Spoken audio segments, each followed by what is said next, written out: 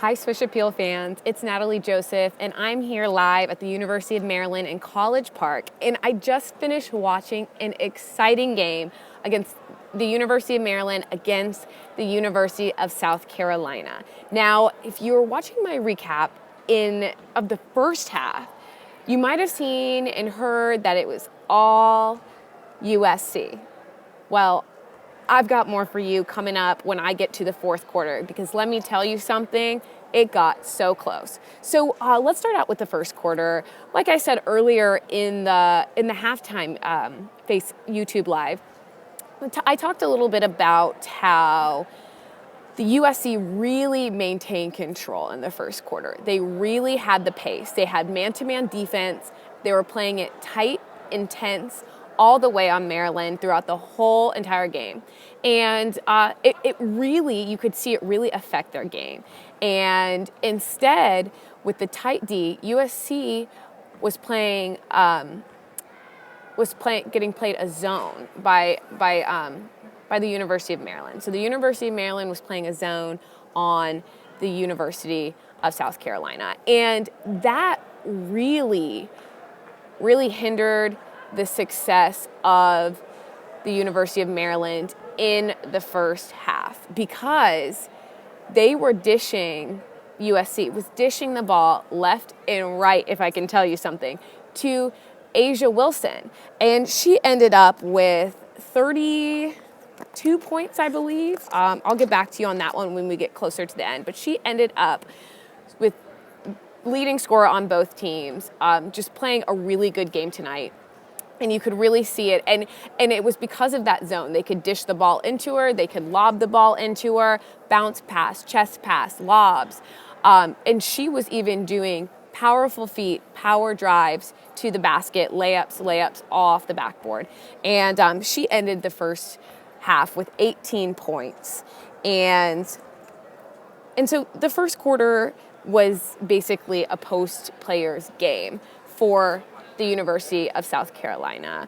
She was assisted with 12 points from Alexis Jennings, who also helped her. And so they really, really set that apart for them. Now, for the University of Maryland, it was Stephanie Watson who had 9, and Brianna Frazier, she's a forward. She's a forward, and she had 9 points for them. And they were really struggling against that man-to-man and where to go, how to put up the shots. And for USC, they were mainly coming inside. For Maryland, they were more diverse shots. And they were having trouble maintaining and really finding that rhythm of where the shot should be against that man-to-man defense. Then moving into the second half. The second half, University of Maryland, they switched things up. They went man-to-man on USC to really put some pressure on them. And in the third quarter, you could see it affect their opponent. You could see it affect the Gamecocks at USC, but not as much until we moved into the fourth quarter. And so the third quarter was it was slower, it was steadier. It was still USC's game. And Wilson was continuing to just thrive down in the paint, continuing to score, continuing to rebound, continuing to pass. And she ended up with 24, getting her score up from 18 to 24 in the first 5 minutes of the third quarter. And by that time, USC was up 20 points. 20 points. And that is a big number to remember as we move into the fourth quarter.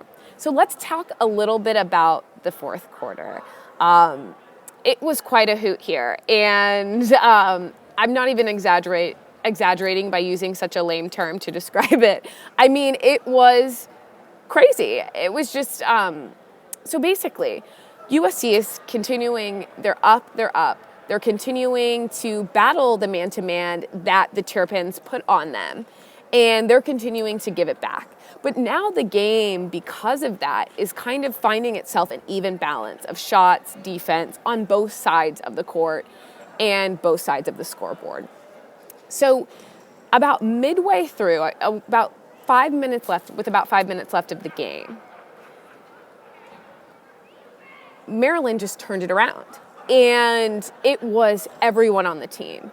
But they completely switched the tone, and they completely shocked everyone, basically, by coming in and shutting the place down. And the fans were really reacting too. This is the first time in the game we really saw the fans and just the momentum and the whole entire arena change because of this intensity that they really brought.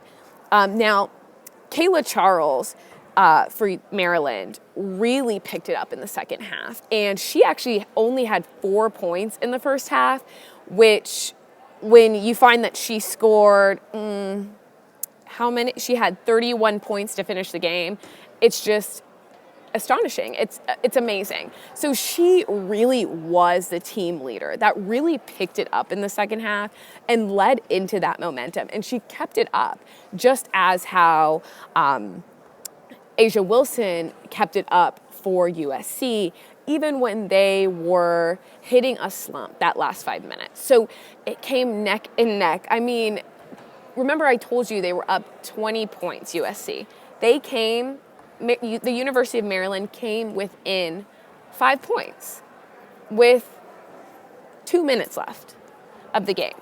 And everyone was at the edge of their seats, including me. I was in disbelief. Media row we were biting our nails. We were as excited as the fans because we just didn't know what story we were going to be writing at the end of the day. So with that, of course, they put the pressure, both teams, pressure. And, I have to give it once again to Asia, because she was taking the ball out. She was making big plays, grabbing big rebounds for USC that they really needed and that were really crucial in that time, because the University of Maryland, they had the fans on their side. They had the momentum on their side. They had the drive for the comeback on their side. And they were thriving. And so it was a back and forth. It was a foul game, but mainly a foul game on the University of Maryland's part, of course. They were fouling just to buy themselves some time and hoping that USC wouldn't hit those free throws. And it was about, I want to say it was about 60-40 of them making it in that time. Don't quote me on that, but that's what it seemed like. And I'll have to go look back kind of at the stats a little bit. But basically what I'm trying to get to you from that is Maryland made a good bet on fouling them to get the time. It really did give them the time to step it up, to strategize. Coach Brenda Freese calling timeouts, bringing her team together, and really putting the pressure on them. Of course, in the end, of course it wasn't enough, but it really showed the young Maryland team what they have to offer other teams. I mean, Maryland's ranks 15th and the University of South Carolina is 2 and returning national champions this year. So, the Terrapins, they had a lot to prove and a lot to prove to themselves here at home. And I think after talking to Coach in the press conference, she really believes that her players really proved that themselves today and really set the tone that they can compete and they can come back to teams like USC. And, not like it's my place, but I totally agree with her. I mean, we saw this young team really find themselves throughout the game. And it was almost like we took a little journey with them throughout the game of struggling and then coming up and really, really trying to fight their way back. And I think that's something we'll see throughout the season that Maryland does. And it's going to shock a lot of people and a lot of teams, and it's going to give them a run for their money. On the University of South Carolina's part, I think we saw a strong showing from their post players and strong passing game from their guards. to get it to the post players. Everyone on that team really put in an effort and really, really pushed forward. And I think Coach is just as happy with their performance. I think Coach is focusing, obviously, all the coaches, since it's early in the season, of getting better and pushing their players. And I think she's really focused on getting that national championship again. And you can see a strong, solid team from her that she's really developed. And it showed, and they pushed it out. They were sluggish at the end. They lost a lot of energy. They put a lot of energy in the front part of the game, but they pushed out, and they got the win. And like I said, it was 94-86. South Carolina is now undefeated. They're 2-0. We just started the season, so anything can happen. And Maryland is 1-1 right now. So I hope you enjoyed that recap. If you have any questions for me, go ahead and throw them in the comments. I'd love to hear and read what you say and kind of give you a reply. If you have any questions about what happened in the game, tell me if you were watching the game and what you thought.